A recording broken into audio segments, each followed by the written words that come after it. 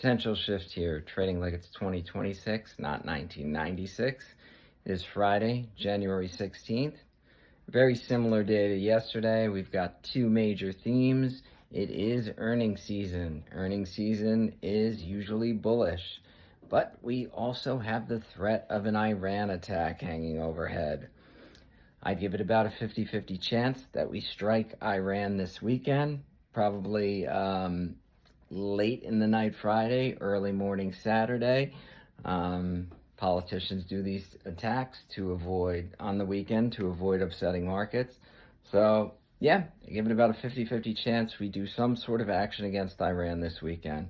How the market reacts to that on Monday, besides oil going crazy, who knows? Depends on the scale of the attack and what exactly happens, Iran's response.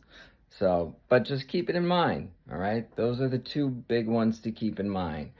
Earnings is bullish. We have an Iran cloud hanging over our head. Other than that, it's Friday. Fuck you Friday, right? Fuck you Friday means options are expiring today, right?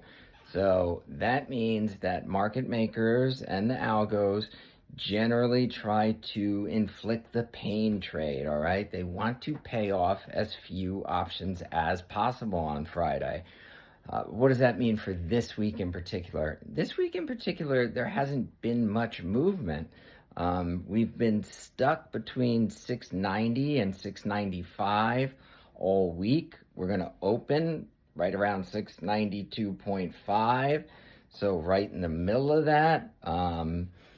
Options put call ratios, as far as I can tell, are muted, average.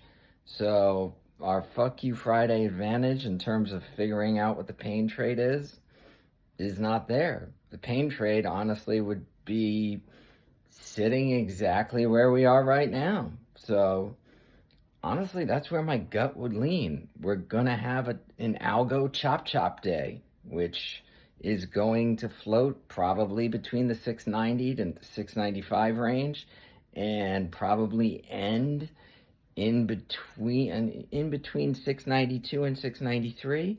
Most likely, we'll probably peg 692 or 693 as the closing total today. That's my best guess on it. All right. Potential shift here: protect first, profit second.